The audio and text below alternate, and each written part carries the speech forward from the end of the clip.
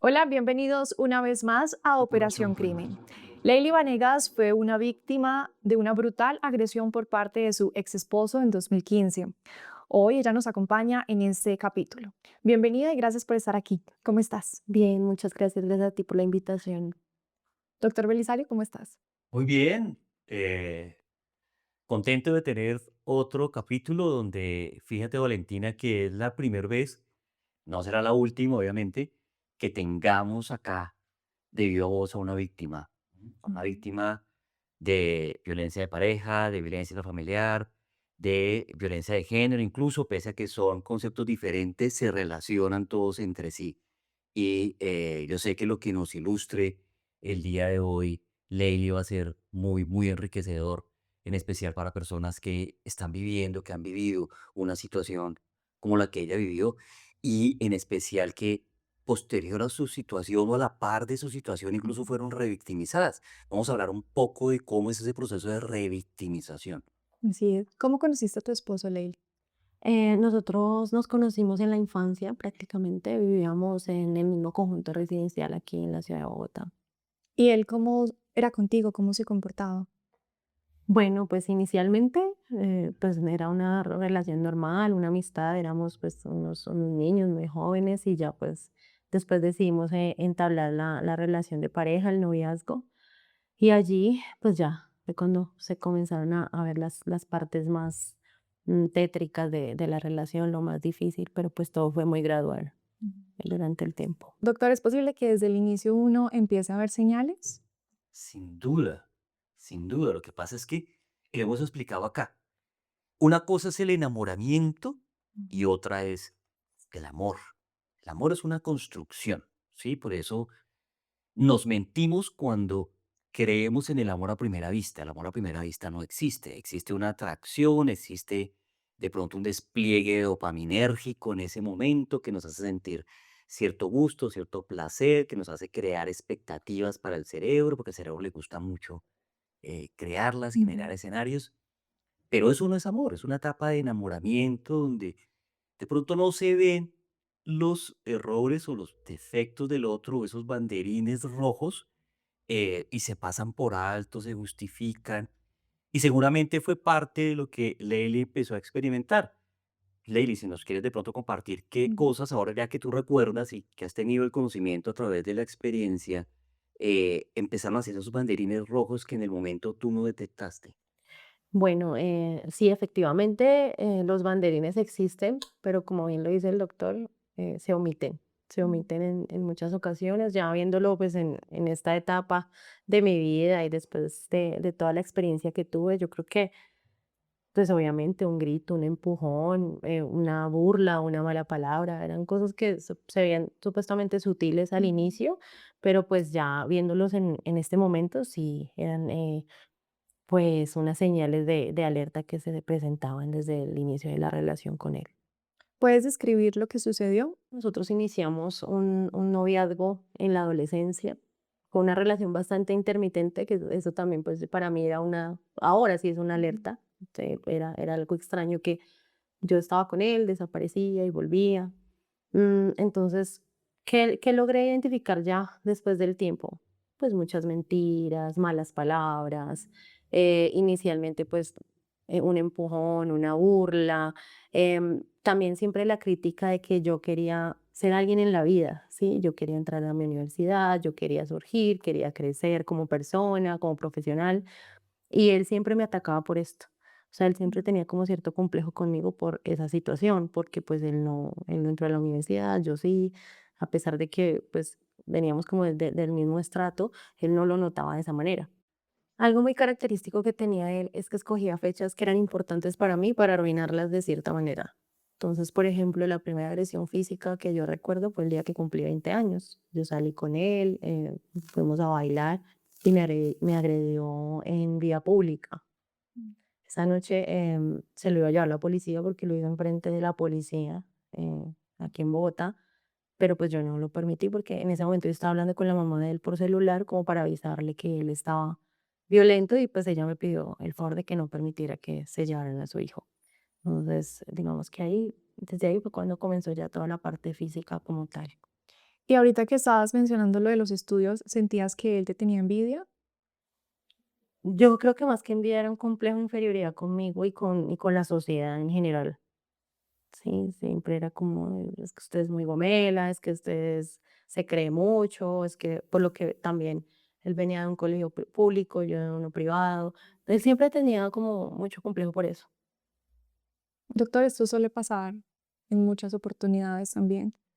Sí, Valentina, y mira, vamos a hacer un análisis desde lo que Ujú. básicamente dice la ciencia y la experiencia. La doctora Eleanor Wolcott, que es una psicóloga norteamericana, hace muchos años empezó a describir algo que ella denominó el ciclo de violencia en pareja. Y básicamente lo describe en tres momentos. Uno al que llamó acumulación de tensión, que es, como decía Leili, empieza a burlarse, a criticarla, a exigirle. Otro que es la revelación, donde existe la agresión. Y la agresión no solamente es física, ¿sí? Hay mujeres y en especial hombres, incluso maltratadores, que creen que solo el maltrato es físico. No, no, el maltrato y la violencia puede ser física, psicológica, económica y Ujú. viene la revelación, viene la agresión.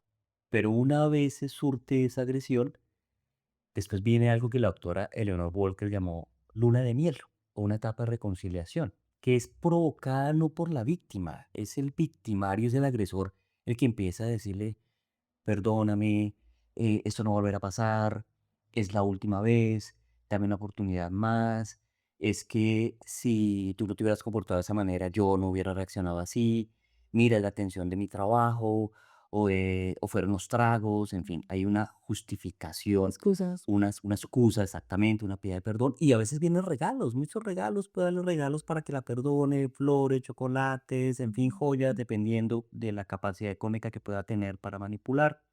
Y la víctima resulta accediendo a eso, ¿sí? Y no es culpa de la víctima, es parte de la manipulación que el agresor hace. A veces tendemos a culpabilizar a la víctima por eso, no. Y a decirle, pero ¿cómo se aguantó tantos años de agresión? Ujú. ¿Cómo tal cosa? Entonces, fíjate que es lo que nos está precisamente describiendo Leili. Y además hay otras situaciones que me gustaría que pronto Leili nos ampliara, ¿sí? El hecho de celarte, ¿había esa situación? Sí, ¿Cómo era? bueno, en ocasiones él llegaba de sorpresa a mi universidad o si yo me mudaba, él se mudaba cerca. Em, Recuerdo hasta cuando fue mi fiesta de graduación del colegio, él en esa reunión, él me pidió que yo no bailara con mis compañeros. O sea, sí había también un tema de celos y de control muy fuerte. Ok, separarte de tu familia o prohibirte que hablaras con X o Y familiar o que fueras comúnmente a tu casa paterna, materna. Em, Pues digamos que lo intentó muchas veces, pero no lo lograba, porque pues mi familia siempre estuvo muy pendiente de mí. Pero sí sentía que los celos eran más y el aislamiento más como de mi círculo social y de las personas del otro sexo, o sea, de los sexo masculino. Leili, después de la primera agresión, ¿cuánto tiempo pasó para la siguiente? De la primera agresión física. No, pues el tiempo, sí, no te lo podría decir. Es que ya han pasado muchos años, pero es que sí, ya van a ser casi 13 años, pero Em, lo que yo te decía, ahí cuando pasaban ese tipo de cosas es cuando venía la intermitencia. Él desaparecía 2, 3 meses, regresaba nuevamente a repetir el ciclo como tal, y si no era algo físico, entonces era algo psicológico, manipulación ya después cuando ya estaba la niña, pues ya con cuestiones de la niña, me enviaba correos electrónicos también, creo que todavía tengo algunos de esos correos donde instrumentalizaba a la niña para que yo volviera a tener algún contacto con él, ¿sí? La manipulación, doctor, ¿verdad? Total, y fíjate cómo la manipulación llega inclusive a involucrar a su propia hija. Mm. De pronto cuéntanos un poco más de eso, cómo él utilizaba, si podemos Ujú. llamar ese término, a la niña en común que tenían ustedes dos para que tú volvieras nuevamente con él, para que lo perdonaras. Bueno, cuando la niña nació, bueno, antes de que ella naciera, mi familia le dio una oportunidad laboral a él, él estaba trabajando con mi familia.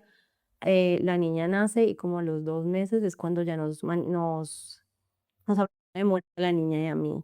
Entonces yo solicito la primera medida de protección, ya me alejo nuevamente de él. Estuvo un tiempo alejado, pues ya con esta situación, y llega en enero del 2014 al conjunto residencial donde yo vivía Ujú. con la niña siendo bebé y con mi mamá. eh, y se acercó a la portería, yo tenía pues la restricción de que él se acercara o algo así, entonces pues le pasaron el citófono, me trató súper mal por el citófono, que por favor yo bajara, que yo era su mujer y que bajara con la hija, que la hija también era de él, que por favor, que yo bajara, que bajara, y entonces yo no accedí a bajar. Entonces ahí es cuando por primera vez él accede a una instancia así como a una autoridad a hacerse pasar por víctima. Entonces llega el CAI, eso era en Ciudad de la Subsidio, llega el CAI y dice, no, es que la mamá de mi hija no me deja verla, ella es mala, es una mala persona, entonces él después vuelve, llega con la policía, mi hermana, yo la llamé, ella pues siempre me ha acompañado como en este proceso y me dice, usted no vaya a bajar sola, espere, yo llego, yo voy hasta allá y bajamos con la medida en la mano y se le explica pues a la policía lo que realmente sucede. Efectivamente así fue. Eh, Llegó mi hermana, bajamos con la medida, se la mostramos a los policías, ahí también decía que él debía pues también todo lo de la parte alimentaria, entonces le dijeron: "Vaya, más bien responda por su hija y váyase de acá o nos toca llevárnoslo". Entonces, siempre como él siempre se hace pasar por una víctima, y esa fue como la primera vez más clara donde él instrumentalizó también, pues, el tema de la niña y se hizo pasar por víctima para poder tener acceso a mí y hablar conmigo. Doctor, Lely, científicamente también se ha argumentado que los agresores tienen ciertos hábitos en particular. Abusan de bebidas embriagantes, de alucinógenas, tienen de pronto una vida oculta. ¿Qué de eso había en la relación con el papá de tu hija? Bueno, inicialmente yo no entendía también el porqué de tanta intermitencia, ¿cierto? En esa historia de pareja. Cuando sucedió pues lo de los hechos del 2015, precisamente a él me dijeron, si usted no quiere que él salga, o sea, si usted quiere estar tranquila, debe traernos esa medida de protección, debe traernos documentos para demostrar que no es la primera vez. Entonces, efectivamente, pues yo me dirigí al apartamento donde nosotros dos vivíamos y él tenía escondida una maleta. Yo saqué esa maleta, ese día yo estaba con mi hermana sacando los documentos, yo dije, pronto acá hay algún otro papel. Efectivamente, pues encontré una historia clínica que yo no conocía, de una época en la que yo no tenía contacto con él, del año 2014, y él había estado interno por psiquiatría, por heteroagresividad, abuso de sustancias desde los 17 años, ya tenía como un historial desde esa época, y también de alcohol. Pues la verdad era una vida completamente oculta que también me pareció el colmo, también por parte de la familia de él, en especial de su mamá. Conociendo todo eso, nos pone en riesgo a mi hija y a mí, nos permite casarnos así y permite que haya una convivencia, sabiendo pues el peligro pues tan terrible en el que estábamos la niña y yo. ¿cuánto tiempo duraron juntos ¿Como novios o de matrimonio? de matrimonio? 3 meses, casi 4 meses. O sea, Ujú. pues precisamente porque ya en una convivencia en un mismo lugar fue terrible. O sea, yo digo que lo que viví yo en esos 4 meses fue una tortura. ¿Cómo era el día a día ustedes dos ahí? Bueno, yo hacía todo lo posible para que la niña no estuviera ahí, o sea, no pudiera, o sea, como no se cargara de tantas cosas. Entonces, pues precisamente por eso mi mamá vivía en el mismo edificio de nosotros. Entonces yo siempre, en esa época yo ya era practicante universitaria, entonces yo salía muy temprano, le dejaba a la niña a mi mamá y en las noches ya la recogía, como para que no compartiera tampoco mucho con él. Pero como era el día a día, pues temores, él no solamente me golpeaba a mí, golpeaba las cosas de la casa, gritaba y estrujaba a la bebé. No, era una tortura terrible, terrible, porque pues precisamente yo no sabía esa historia de consumo de él y yo siento que esa convivencia, esa corta convivencia, como él no podía seguir haciendo lo que venía haciendo, pues le generaba aún más agresividad pues en contra del hogar como tal. Entonces era muy tortuoso. Quiero clarificar ahí dos conceptos de los que ha mencionado Leili Ujú. en el presunto diagnóstico de el papá de su hija. Heteroagresividad. Hace referencia a la falta de control de impulsos, en especial de impulsos violentos, agresivos, valga la redundancia, hacia los demás. El heteroagresivo tiende a agredir a la gente de su ambiente, que considera amenazante.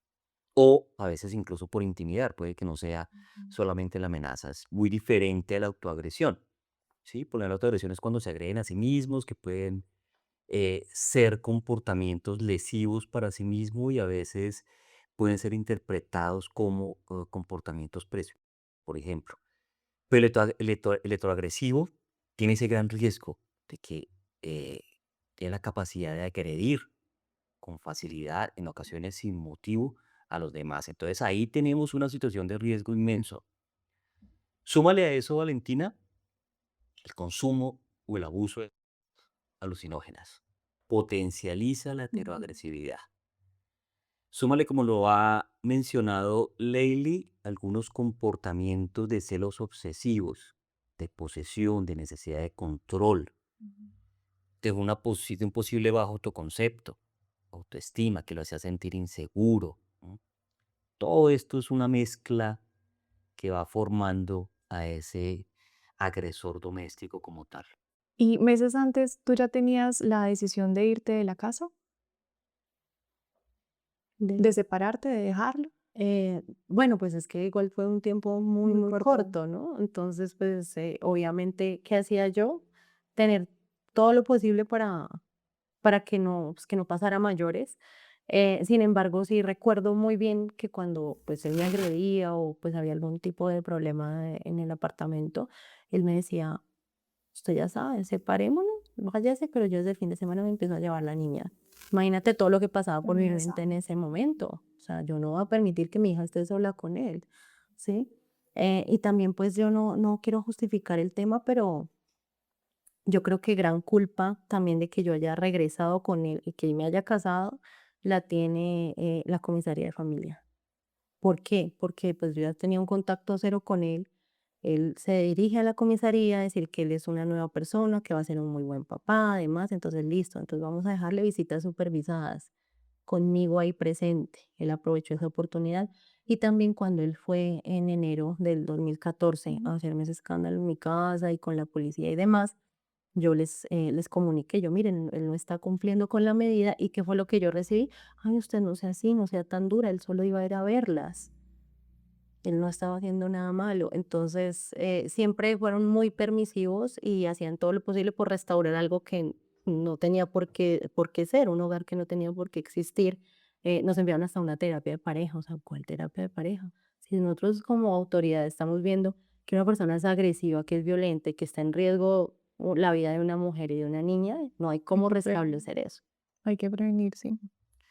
Queremos entender algo un poco porque creo que Valentina te lo preguntó, pero aún no lo entendemos bien. O sea, tú te casas, vives más o menos 3 meses de la unión del matrimonio como tal, en el día a día, 24/7, hay conflictos, empieza a ser intermitente, pero ustedes seguían manteniendo la relación, bien sea porque estaba de por medio la niña, por la interferencia de lo de la comisaría, en fin, ustedes seguían teniendo de alguna manera una relación, es decir, él seguía creyendo, pensando que tú todavía eras su mujer.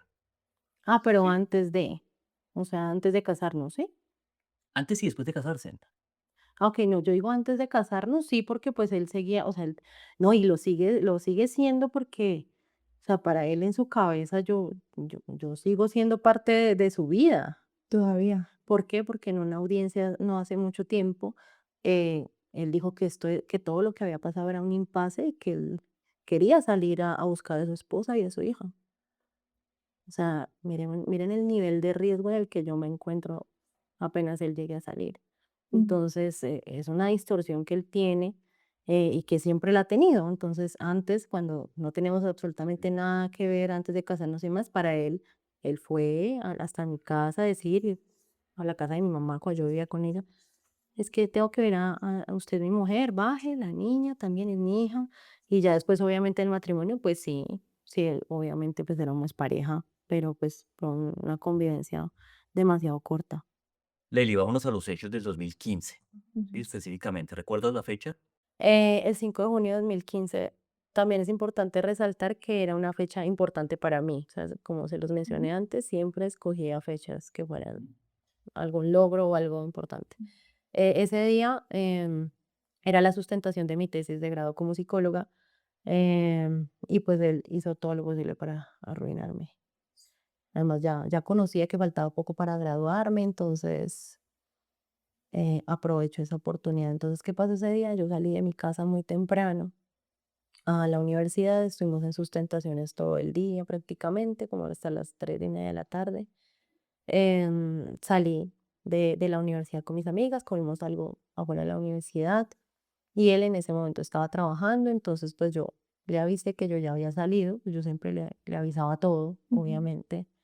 Em, entonces le dije que si él quería llegar, que nosotras queríamos celebrar, pues que nos había ido bien en la sustentación, que si después de su trabajo él quería llegar a donde nosotras estuviéramos, él dijo que sí, entonces nosotras nos dirigimos a un sitio cerca a mi universidad, muy cerquita. em, Nos estábamos tomando una cerveza, él llegó, compartió con nosotras ahí. Mi primera amiga se fue como a las 6 de la tarde, ya eran como las 6 de la tarde, llegó como 4:30, 5 de la tarde. 6 de la tarde, ella se fue, ya a las 7 de la noche, nosotros pues dijimos, no, pues que ya para irnos, y mi otra amiga que estaba con nosotros esa noche no tenía cómo irse, entonces dijo, no, pues me puedo ir con ustedes en un taxi y vamos y compartimos allá porque pues los amigos de ella del barrio ya nos conocían también a nosotros. Entonces nos dirigimos, ese viernes pues había trancón, llegamos como tipo, ¿qué te digo yo? 9 porque era lejos, o sea, yo estudiaba en el norte, norte, y eso era cerca de Cajón Floresta, o sea, era Sí. bastante lejos. Llegamos allá donde mi amiga, estaba pues su pareja, la pareja que ella tenía en ese entonces y los amigos de ella, entonces vengan, siéntense, felicitaciones, otra cerveza. Como tipo 9:30, mi amiga se va para el baño y Santiago me dice, vámonos ya. Y yo, pero ¿por qué? No, nos vamos ya y no me dejó despedir, me sacó del lugar. Entonces fuimos, buscamos un taxi y en el camino yo le dije, pero ¿por qué no me dejaste despedir de nadie? Ay, entonces, ¿qué es lo que quiere? ¿Quiere volver? Sí, quiere estar allá con esos tipos, quiere estar allá con esa gente. Y yo, no, no, no, o sea, yo lo que menos quería, ese era problemas, conflictos, pelear. Yo lo estaba tranquilizando lo que más pudiera. Yo estaba muy contenta, obviamente. Yo no, igual si estoy cansada, le dije, ¿sabes qué? Tengo esa hambre porque pues yo madrugué mucho. Más bien ahorita comemos algo, pero sí, ya estoy cansada, vamos para la casa. Entonces nos fuimos. Pero en el camino, en el taxi insistía en pelear, insistía en pelear, insistía en pelear. Y yo lo dejaba, o sea, él estaba peleando solo prácticamente. Cuando llegamos ya a donde nosotros vivíamos, también era súper lejos, era en la avenida Ciudad de Cali con Américas. em, el taxi nos dejó ahí, él subió al apartamento, bajó para pagar el taxi, pagamos el taxi, lo único abierto pues a esa hora era un caldo parado que quedaba ahí en el Round Point. ¿Ves? Entonces nos fuimos caminando hasta ese lugar y ahí, bueno, nos sentamos, pedimos la comida y él otra vez insistía en que si yo me quería devolver. ¿Qué pasa? O sea, él sabía que yo estaba completamente vulnerable porque yo tenía mi celular descargado, no tenía cómo avisarle a mi mamá, no tenía cómo avisarle absolutamente a nadie que algo estaba pasando. ¿Sí? Entonces estaba Mm. completamente a merced de él.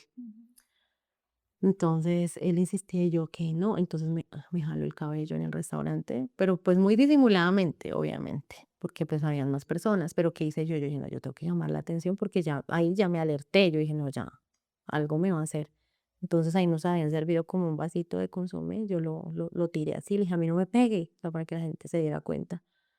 La gente solo se quedó como viendo y él, pues ya al ver que la gente se dio cuenta, él se fue, o sea, él se salió del lugar y yo pues salí detrás, pues yo dije, no, ya me voy para mi casa. Igual como les comenté, mi mamá vivía en el mismo edificio. Entonces, cuando yo ya iba a salir ahí a la avenida Ciudad de Cali, habían dos policías.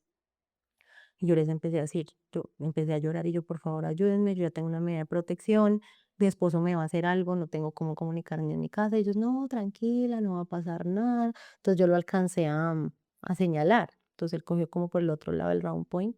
Entonces miren, ay, mire, él ya se fue, vaya, vayan de su mamá. No me acompañaron, nada, me Increíble. mandaron sola. Ahí está el primer error. Cuando ya crucé la avenida en Ciudad de Cali, él estaba esperándome al otro lado. Obviamente, ¿qué quiere? Que me manden preso, ustedes esto, lo otro, todas las palabras posibles. Y por eso estaba hablando con esos policías, los trató también súper mal, hablaba horrible de la policía. Entonces yo le decía que se calmara, que si quería ir a dar una vuelta, que lo que fuera, pero que se calmara. Yo ya no sabía qué hacer. Cuando ya me di cuenta, ya estaba en el suelo, ya me estaba golpeando por todas partes. Ya cuando él vio que ya estaba sangrando mucho y ya, pues que como que gente, así a pesar de que eran las 11 de la noche, ya había gente que estaba mirando, pues me levantó del suelo. Nosotros estábamos, ¿qué te digo yo? Por ahí a unos, ¿qué? 10 metros de la portería del conjunto. Entonces ahí me levanto y me decía en el oído que yo no dijera nada, que no fuera a hablar, que mejor dicho, que si yo hablaba me mataba. Entonces prácticamente a rastras me entró al conjunto. Yo lo único que hice fue ver a los vigilantes, a ver si ellos reaccionaban, hacían algo, pues al verme sangrar por todas partes, pero no, ellos solamente se quedaron viéndome, no hicieron nada.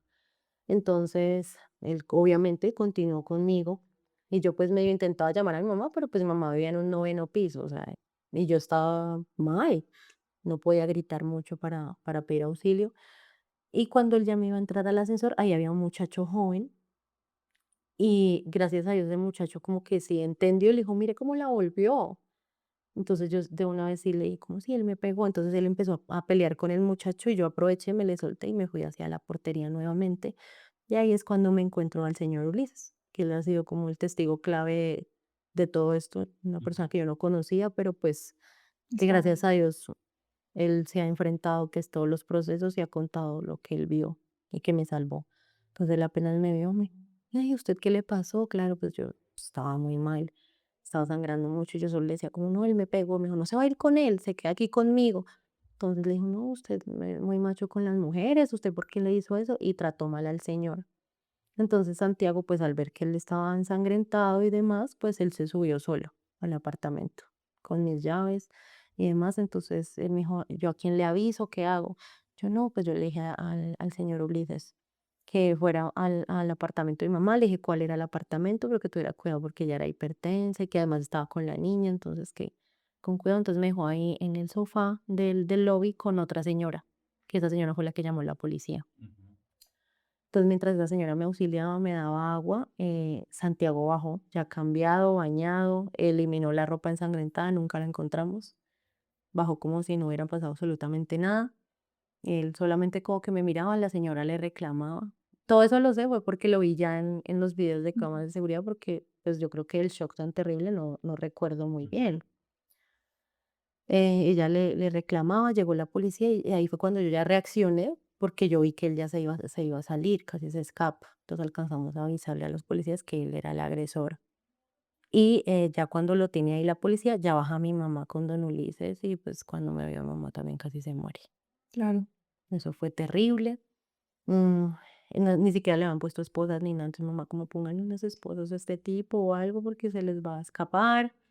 Em, Ahí mi mamá también le pide un minuto a los vigilantes, llama a mi hermana vivía como a unos 15 minutos de los hechos. Y mientras llegaba mi hermana nos estaban diciendo como que no había patrulla para llevarlo a él, que lo teníamos que llevar en el carro de mi hermana. Ah, no, mi hermana ya había llegado. Yo, no, bueno, ahí hay un carro, entonces vamos a ir para que usted ponga la denuncia y él quede capturado en el carro. Entonces mi hermana, yo no voy a llevar ese tipo ahí con mi hermana, o sea, la acaba casi de matar. Entonces mi hermana llamó al 123 y dijeron que sí, que ya iban a enviar una patrulla, que esperáramos.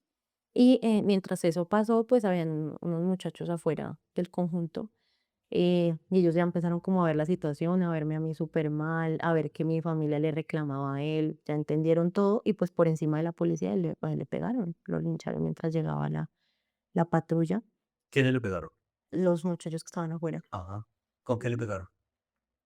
Con llaves de una moto, con un casco de una moto, como pudieron le pegaron puños. Hubo un momento que la policía por resguardarlo lo metió dentro del carro de mi hermana. Y cuando ya lo llevaron nuevamente, que lo sacaron para llevarlo a la patrulla, otra vez volvieron y le pegaron. Pues él no contaba con que eso quedó grabado en el video de cámaras de seguridad, entonces pues ya después yo me fui en el carro, él en la patrulla, llegamos a la URI de Kennedy, coloqué la denuncia. Después que en la URI no había medicina legal, entonces nos mandaron a Puente Aranda, entonces tocó optar plata también, que porque ya no había patrulla, porque lo llevaban la policía en el taxi, mejor dicho, todo nos tocó a nosotros prácticamente como familia para que quedara pues la denuncia. ¿Te hicieron valoración, Lady, en medicina legal? Yo tuve 3 reconocimientos o 3 valoraciones en medicina legal.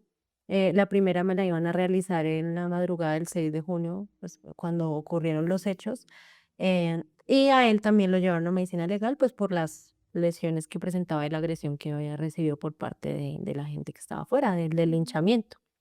Entonces, cuando llegamos a la URI de Puente Aranda, yo iba a ingresar al consultorio de la doctora. Me iban a hacer entrar sola y pues tuvimos que hablar como que, pues, que yo tenía sangrado activo y demás. Entonces me dejaron ingresar con mi hermana, no podía prácticamente ni caminar del mareo que tenía. Entonces, cuando ya iba a ingresar donde la doctora, ella me dice, no, que yo con el sangrado activo y con las heridas abiertas no podía entrar a la valoración, que fuera a urgencias y que ya con la historia clínica sí me dirigiera a medicina legal. Entonces, pues claro, ahí el agresor aprovechó de que quedó solo con los policías y pues él no sabía que había quedado grabado el linchamiento y dijo en medicina legal que era un golpe que yo le había dado.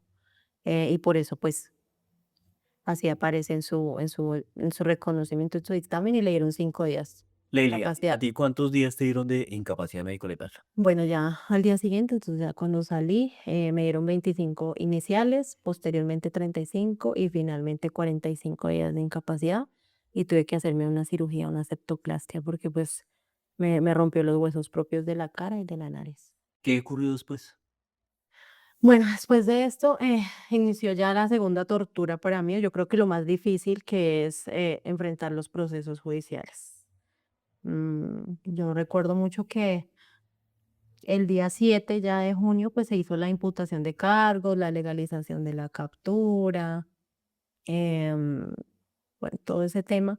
Y como nosotros, pues, como familia nunca habíamos tenido que vivir algo así, pues, yo dije: "Ah, ya lo condenaron". O sea, para mí eso era como una condena, y ya porque hablaron de tiempo, hablaron de cárcel, hablaron yo: "Ah, ya, ahí ya queda él". Pero pues realmente no, ya ahí pues comencé a comprender que era un camino súper largo el que venía. Ese día también recuerdo mucho que la última comunicación que yo tuve con la mamá de él directa, pues fue, obviamente les envié las fotos a su familia, les dije, miren lo que pasó. Y la mamá lo único que me dijo al día siguiente o a los 2 días siguientes, no estoy muy segura, es como, ay, no, terrible, pero tú estás bien. O sea, como que vio que no quede, no sé, en silla de ruedas o algo así. Entonces, no, tú estás bien y ¿a qué hora saldrá Santi para que se vaya a trabajar? Desde ahí, ni más con esa señora, obviamente. O sea, ¿cómo así? Me acaba casi de hacer que a qué horas él sale de la estación de policía para que se vaya a trabajar. Y es que muchas mamás alcahuetean este tipo de conductas. Sí, fíjate que Lely nos lo ha ilustrado, ¿no? En esos ciclos o escaladas, que fíjate que de la teoría de la doctora Eleanor Welker ya se ha dicho no solamente que es un ciclo, sino que es una escalada, es decir, cada vez es peor. Hay algunas relaciones simbióticas, madre-hijo, donde la mamá trata de justificarlo, de protegerlo, de hablar con la víctima para que desista de la denuncia o para que no se la coloque o para que haga de cuenta que nada pasó. Sí es muy común y fíjate que resulta perverso incluso. Sí, aquí fue muy, muy evidente, o sea, en todo el tiempo fue muy evidente porque la relación era intermitente y si no aparecía él, aparecía la mamá para que yo lo perdonara. Después ya pasó esto, ya en el proceso, cuando eran las audiencias presenciales al inicio, él llegaba con el uniforme de preso y demás, y ella, ay, no, ya llegó Santi, aplaudía como si él llegara, no sé, de Harvard, o sea, como si fuera un orgullo todo lo que estuviera pasando, lo que estaba pasando. Y ya, pues, lo más perverso por parte de ella y de la hermana de él, pues, fue ir a un juzgado a decir que él era la víctima y que ellas habían sido supuestamente testigos de todo lo que ha sufrido ese pobre hombre a manos mías. Bueno, Rey, entonces tú básicamente nos has ilustrado, nos has contado que te enfrentas inicialmente a un proceso donde tú estás en calidad de víctima, sí, que dentro de ese proceso, pues evidentemente tenías que tener algún tipo de contacto en las audiencias con el, en ese momento, presunto agresor, eh, pero también de manera sorpresiva esta denuncia que se coloca en contra tuya avanza y a ti te hacen una imputación de cargos?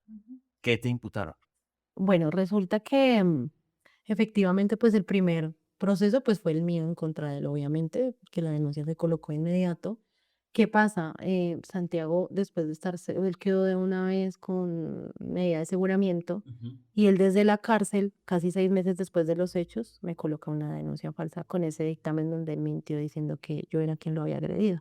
ujú. Entonces, comienza a correr un proceso penal en mi contra, yo no tenía ni idea. El otro proceso lo dilataban, lo dilataban, lo dilataban, usaban muchas estrategias para que fuera bastante largo y el otro corriera más rápido.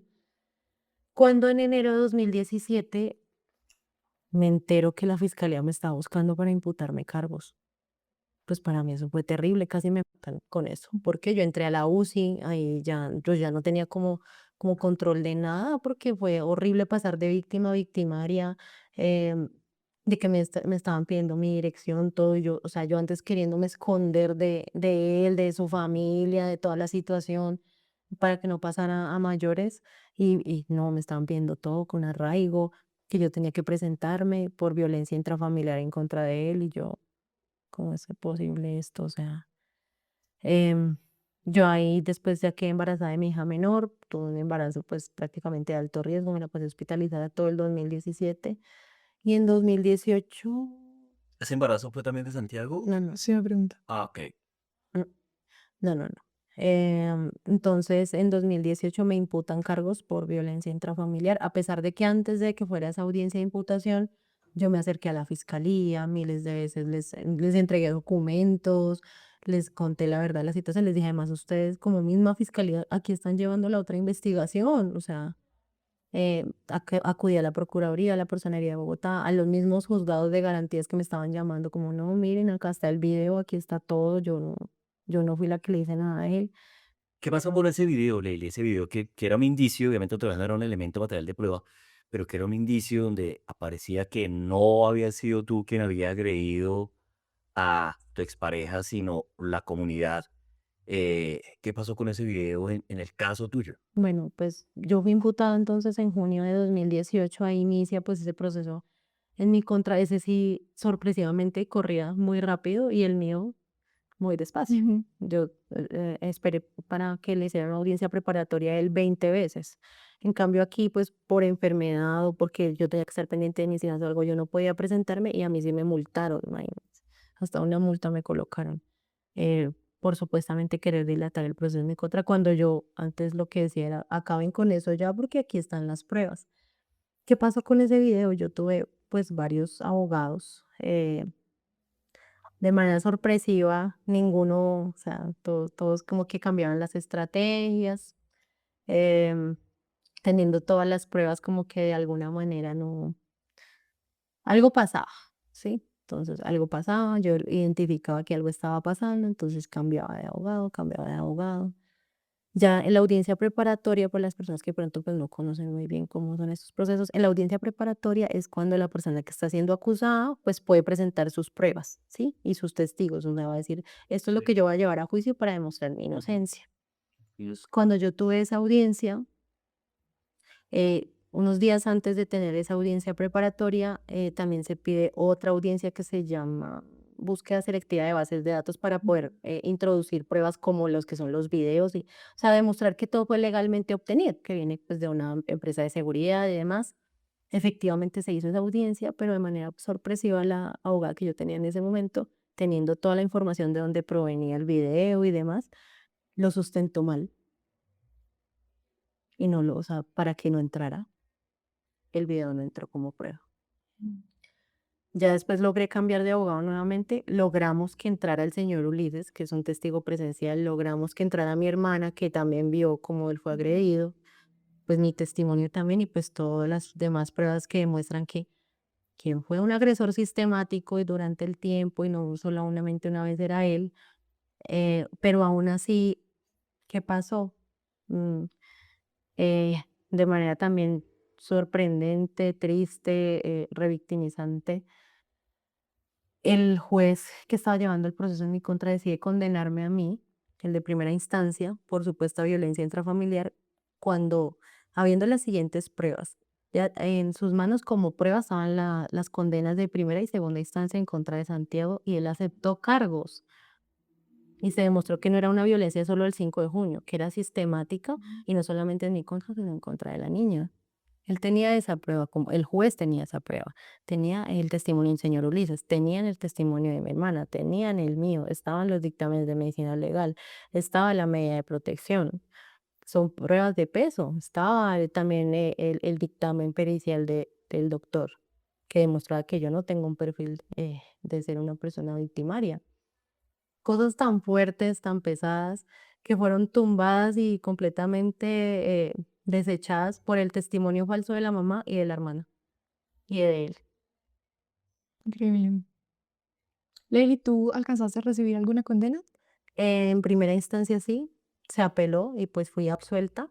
Gracias a Dios pues nunca tuve que cumplir en ningún momento pues en una cárcel o algo así, pero pues de todas maneras el hecho de que a ti te digan, mire, 4 años de cárcel porque usted agredió a Santiago y ese pobre hombre sufrió a manos suyas durante toda la vida, eso fue yo creo que lo peor. Y pues no, ustedes no se pueden imaginar todo el dolor, todos los desmayos que yo tuve el día que recibí esa condena, de solo llegar a pensar, bueno, en mis hijas ahora yo qué hago, o sea, yo soy mamá soltera, Ujú.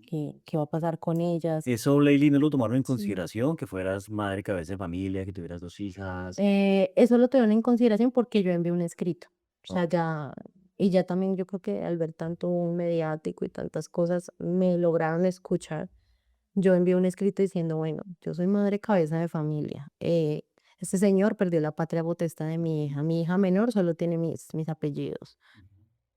¿Qué va a pasar con ellas? Y qué decía la contraparte, la abogada de la contraparte, como, ah, pues la hermana siempre está metida en todo, pues déjenle las hijas a la hermana. O sea, yo tuve que recibir tantos comentarios como esos, tan horribles, que yo decía, y no solamente por parte de ella como abogada, sino pues de las mismas instancias judiciales. Por ejemplo, cuando me condenaron a mí, es que esa reacción fue él de tantas agresiones que recibió en el día y solamente fue un puño. O sea, ¿cómo pueden llegar a decir, solo Santiago le pegó un puño a ella? Mm. Es muy Es triste increíble. porque no hay empatía, no hay humanización, no. Y fíjate, Valentina, que precisamente en países machistas como el nuestro se quiere normalizar eso, Ujú. ¿no? Sí, no, es que lo llevó al límite y hizo que estallara y él Sí. solamente reaccionó. Pero fíjate, con toda la historia que nos ha contado Leili, pues hay una sistematicidad. Hay una sistematicidad que incluso comienza desde el noviazgo, que permanece, que se mantiene. Y que acá es donde, cuando ella ve su rostro, como no lo hizo pensar frente al espejo del ascensor, y dice, ya no más, esto ya es la copa que rebasó el vaso y se enfrentó a la situación que tenía que enfrentarse, incluso a que recibiera una imputación y un proceso en su contra que terminó básicamente condenándola. ¿Qué ocurre después de la condena? Bueno, pues eso fue terrible para nosotros como familia. Eh, ¿Qué áreas de tu vida afectó? ¿Sí? Además de la personal, es decir, laboralmente. Laboralmente, o sea, no, y no solamente desde la condena, sino todo el proceso, o sea, fueron Ah, muchos ok. años, estar pidiendo permisos en un trabajo para ir a audiencias, el hecho de que ya te aparecen anotaciones, antecedentes penales, ese es mi trabajo, o sea, yo soy psicóloga organizacional, yo hago selección de personal y yo sé que sí afecta que tú tengas anotaciones. Em, También, obviamente, la necesidad que tuve de enfrentarme al escarnio público, ¿sí? Porque por mí, o sea, yo no hubiera Sí. dicho absolutamente nada, pero si no hubiera sido así, pues yo termino en la cárcel y él termina libre, ¿sí? Porque no tenía de otra manera de poder mostrar la verdad al mundo. Eso también, pues, afecta en cierta forma, porque, pues, simplemente así como hay personas que, pues, gracias a Dios hubo muchas que me apoyaron y me ayudaron a que esto se volviera viral, pues, también hay otras que te van a señalar y te van a juzgar y te van a decir: "Es que usted aguantó, usted tiene la culpa", Sí. enfrentarse a esas revictimizaciones, y que te estén culpando todo el tiempo de lo que te pasó, no es tan agradable. Entonces, yo creo que una situación como estas afecta a todas las esferas de la vida. Lady, ¿tu hijo mayor ha preguntado por su papá? No. No, pues gracias a Dios ella era muy bebé cuando todo esto ocurrió. Ellas dos saben que tienen a su mamá y ya, ellas tienen mis apellidos las dos. Entonces, como que Ella no gracias a tiene Dios, no. recuerdos de nada. No, ella era muy bebé cuando todo esto pasó. Sí saben, pues precisamente por todo el tema mediático de que yo tuve una pareja que me agredió. Ellas sí lo saben, que igual ya están grandes, pero no, o sea, el tema va hasta ahí. No me han preguntado, no me han dicho y Ok. digamos que no han indagado por ese lado. Doctor, en su experiencia tratando casos de feminicidio, ¿cómo ha visto este? Pues Valentina, digamos que la última, lo que uno no esperaría, ¿no? Lo que gracias a Dios a Lady no le ocurrió. Exactamente, que afortunadamente no llegó hasta allá, pues porque Sí. esa situación tan disruptiva, tan fuerte, tan perturbadora que le ocurrió, pues ayudó a que ella ya se empezara a empoderar, denunciara, enfrentara la denuncia en su contra, sufriera la revictimización. Aquí me quiero detener un poco. Sí, podemos hablar aquí de tres tipos de victimizaciones. Una primaria, que fue la que Lely vivió de manera directa por parte de su expareja y padre de su hija, de esa manera sistemática. Una victimización secundaria, que es enfrentarse a todo el proceso judicial, penal, en calidad de víctima, donde, como bien lo decía Lely, me cuestionaban, me miraban de tal manera, Sí. decían: "¿Por qué me aguanté tanto?", ¿sí? "Pero, ¿por qué exageras? Y eso, pues, no es nada, solamente le di un puño en la cara", en fin. Y el mismo sistema judicial también a veces ayuda, ¿sí? A que esa revictimización secundaria se mantenga. La terciaria, que es la condena que ella recibe en esa primera instancia y todo lo que eso le implica, ¿sí? La estigmatización, como bien nos lo decía Lely, afectar otras áreas de su propia vida, em, el hecho de haber sido catalogada como una victimaria cuando en Ujú. realidad ella resultó demostrando Sí. que era la víctima, pues fíjate a todo eso que se enfrenta y todo lo que pues Ley en este recorrido tuvo que sortear, ¿no? Muy fuerte y que sé que no es solamente el caso de Leili, que seguramente muchas mujeres están viviendo este tipo de situaciones. ¿Cómo podemos trabajar y prevenir este tipo de casos? Mira, Valentina, yo creo que lo primero es precisamente estar educando y visibilizando Ujú. a través de esta casuística, de las lecciones aprendidas, Sí. de esos banderines de los cuales ya hemos hablado, de los cuales ya hemos hablado y que no se deben dejar pasar o que se debe tener en consideración. Independientemente de la confianza o no de la justicia, pues lo correcto o lo que estamos llamados es a poner en conocimiento, a denunciar. Porque no denunciar empodera más al agresor y hace que esa sistematicidad siga ocurriendo. Sí, si tú en este momento le preguntaras a Leili, bueno, ¿tú crees que si a la primera o segunda agresión tú hubieras denunciado, las cosas se hubieran parado ahí? Tal vez tú que hubieras respondido. Que no. Yo pensaría que sí, Leili. Al contrario, Pues sí, o sea, puede de pronto yo, frenarlo yo, un yo creo poco, que sí. pero, o sea, yo creo que no. Yo creo que la mejor forma, desde mi Sí. experiencia, de salir de ahí es irse lejos. O sea, más que confiar en una denuncia, es irse muy lejos. Sí, de acuerdo. Hay que Aparte tomar que ella lo dice distancia, porque claro, pues no vio nunca por su apoyo por parte de experiencia, las autoridades. claro. Y Pero además que es tedioso. Y bueno, si tú denuncias, no te puedes ir. Te toca estar viniendo. Si tú no estás pendiente de tu claro. proceso, te Y lo ahí van. Pero entramos en siempre el le tema va de a la dar miedo que revictimización, aparezca, es claro. cierto, sí, Entonces sí, obviamente el deber ser es denuncien, porque hay que claro. decirlo, hablen, Porque ¿qué ocurre si huye, pero lo Leili? digas. El Ujú. agresor te va a perseguir. El agresor no se va a conformar como eso y te va a vincular a través de tu hija o a través de el hijo, los hijos que tengan en común, o a través de situaciones que él sabe en el pasado le pudieron haber funcionado para volverte a vincular. Entonces yo creo que sí debe acompañarse tanto de los elementos de autoprotección, ¿sí? Tanto que tú en este momento, evidentemente no podemos revelar, pero vives en otra ciudad precisamente producto de lo que viviste y de los temas de autoprotección para ti y para tus hijas. Pero sí considero que hay que ponerlo en conocimiento, sí, sí debe hacerse. Sí, pero digamos, sí es importante también tener en cuenta de que él buscó la manera de seguir, o ha buscado la manera de seguir. Y ahora el temor es eso, que O si sea, él ha sale, buscado la forma de seguirme haciendo daño. ¿Cómo lo hizo? Desde la cárcel, denunciándome, haciéndose pasar por víctima. Obviamente esa es la manera en que él me ha violentado a mí indirectamente. Está utilizando herramientas para seguirlo haciendo. Ahora cuando él salga, no sabemos qué puede pasar. Entonces, por eso te digo que sí puede de pronto frenarla un poco Ujú. y que no sea tan evidente, pero que un agresor de estos no para. O sea, yo siento que no para hasta que no logra lo que quiere. Y en cuanto a lo que hablábamos del tema del feminicidio, pues yo sigo que gracias a Dios esa noche no pasó nada porque él ya tenía en mente qué me iba a hacer. ¿Y por qué lo sé? Por sus entrevistas judiciales posteriores. Él mencionaba que supuestamente cuando íbamos a entrar al conjunto, yo le decía que yo me iba a tirar por la ventana. Entonces, ahí es evidente lo que él quería hacer. Decir, nos peleamos, ella entró en una desesperación, en una locura, se lanzó del 8.º piso y yo no hice nada. Por eso ya entendí por qué él quería subirme y llevarme al apartamento y no me llevó a otro lugar.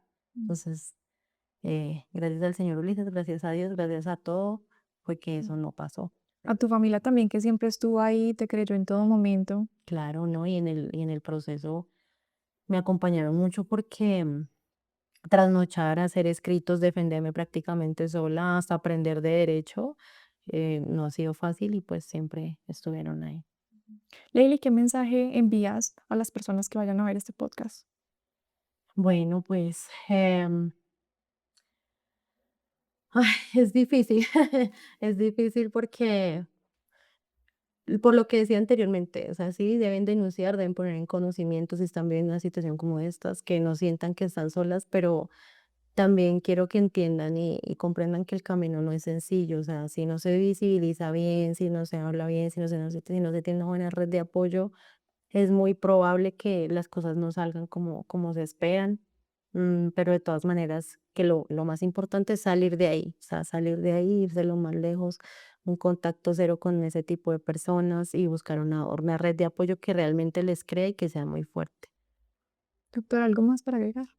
Sí, yo quisiera de pronto tal vez responder algunas, que leer y responder, o tal vez hacer unas preguntas que se pueden ocurrir a quienes nos ven y nos escuchan en nuestro podcast, Valentina, y es, por ejemplo, preguntarte, Leili, ¿cómo esto ha influido en la forma como tú en el aquí y el ahora, pues te vinculas emocionalmente con alguien en una relación de pareja?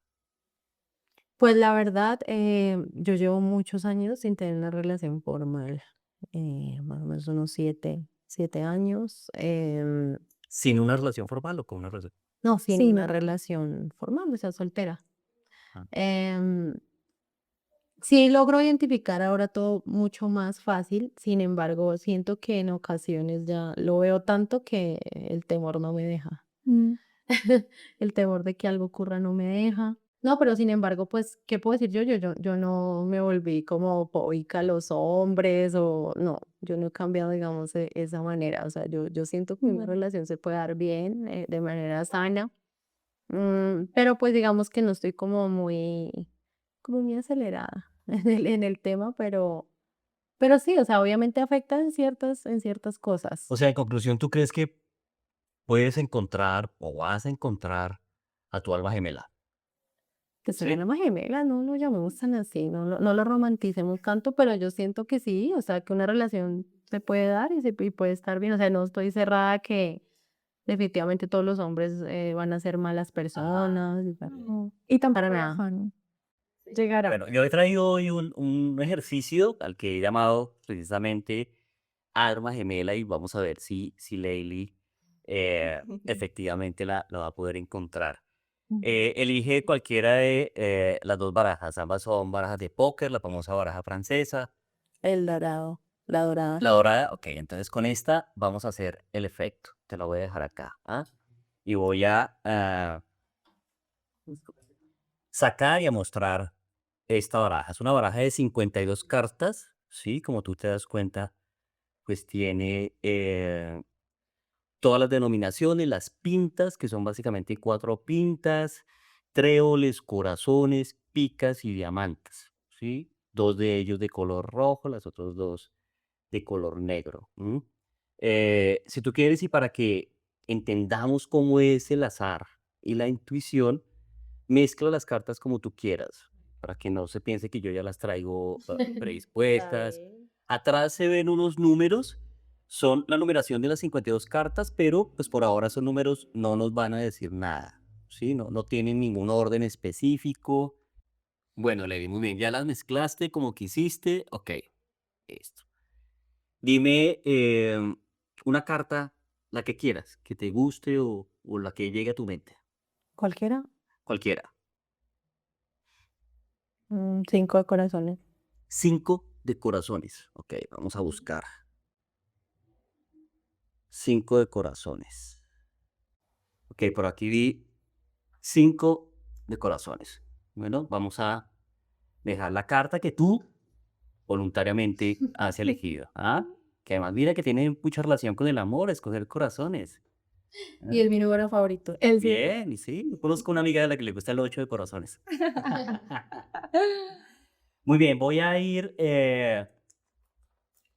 arrojando cartas y quiero que tú me digas para, detente cuando tú quieras, ¿ok? En el momento que tú quieras. Ya. Listo, paro ahí.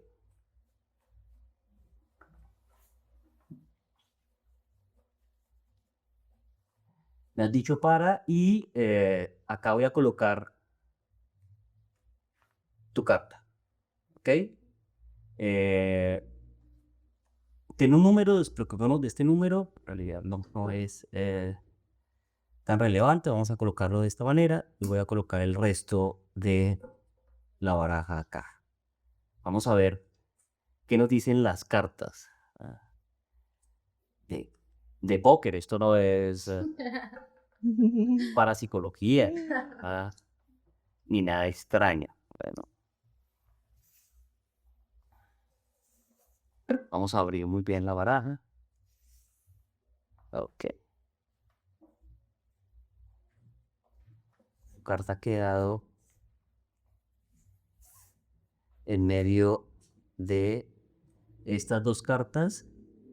Elígeme cualquiera de las dos, la que tú quieras. Esta. Esta, ok, entonces esta, dejémosla acá.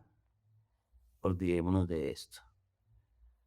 Tú has elegido el 5 de corazones voluntariamente. Has escogido esta carta que tiene el número 2, que de hecho ni siquiera tiene alguna coincidencia, ni siquiera es matemática con el 5 de corazones. Vamos a utilizar la baraja que tú inicialmente escogiste, con la cual vamos a hacer el efecto. Y esta baraja del efecto dice que en la posición número 2 debería estar tu alma gemela. 1 y 2. Ok. Vas a encontrar tu alma gemela. Entonces sigue teniendo fe y nos da muchísimo gusto la manera como, a pesar de haber sido victimizada, revictimizada, pues has asumido toda esta situación tan compleja, tan complicada, de ya casi 10 años en que la revelaste porque la sufriste desde mucho antes. Así es, Leili, muchas gracias por el espacio, por abrir tu corazón. Y nada, muchas gracias. A ustedes por el espacio. Soy Belisario Balbuena. Yo, Valentina Estupiñán. Soy Leili Vanegas. Para más contenido exclusivo, síganos en todas nuestras plataformas digitales. Esto es Operación Crimen. Hasta el próximo capítulo.